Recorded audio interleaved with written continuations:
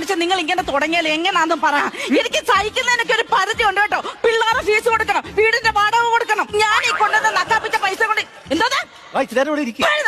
നക്കാപ്പിച്ച പൈസ കൊണ്ട് എങ്ങനെ കഴിയുമെന്നാ നിങ്ങൾ ഈ പറയുന്നത്? വല്ലപാടും ഞാനങ്ങ് ഇറങ്ങിപ്പോയി, എല്ലാം കൂടെ വലിച്ചെറിഞ്ഞ് കൊണ്ടുപോയിട്ട് ഞാൻ പോവും ഞാൻ കേട്ടോ. മനസ്സിലായി. നീ വേറെ കല്യാണം കഴിച്ച് സുഖമായിട്ട് ജീവിക്കാനുള്ള സെറ്റപ്പല്ലേ? ഈ കണ്ണാണം കടിച്ചാനോ? ഒരെണ്ണം കടിച്ച പാട് എനിക്കറിയാം. ഇനി എനിക്ക് കല്യാണമേ വേണ്ട. കല്യാണം എന്തായാലും ഞാൻ കഴിക്കാൻ പോകുന്നില്ല. എന്റെ ഒരു അനിയത്തി കെട്ടാന്നവിടെ നിപ്പുണ്ടല്ലോ, ഞാൻ അവിടെ കൂടെ പോയി പുറത്തോളാം. ഞാനാണ് തെറ്റുകാരൻ. ഞാനങ്ങനെ ചെയ്യരുത്. ഞാനാണ് ഇവിടുന്ന് പോകേണ്ടത്. അല്ല ചേട്ടാ, ഇപ്പൊ ഫീൽ ചെയ്യാൻ മാത്രം ഞാൻ അതല്ല ചേട്ടാ. ഇവിടുത്തെ പിള്ളേരുടെ കാര്യങ്ങൾ നോക്കുന്നു, വീട് ചെലവ് നോക്കുന്നു, വീട് വാടക കൊടുക്കുന്നു. സങ്കടം കൊണ്ട് പറഞ്ഞല്ലേ ചേട്ടാ. ഞാൻ പൊക്കോളാം. ചേട്ടാ എവിടെ പോകുന്നേ പറയുന്നേ? നിന്റെ ഒരു അനിയത്തി കെട്ടാൻ നിപ്പുണ്ടെന്ന് പറഞ്ഞില്ലേ, ഞാൻ അവിടെ പോയി പുറത്തോളാം.